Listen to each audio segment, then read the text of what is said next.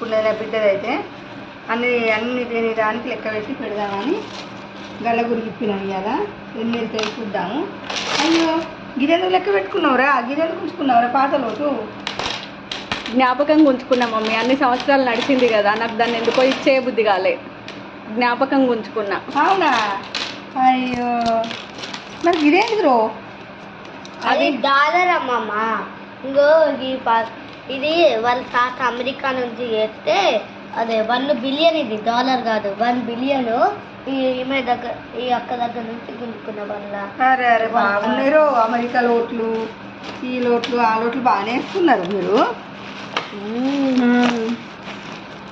దేవత విగ్రహాలు కూడా ఉన్నాయి కదా ఇందులోనే.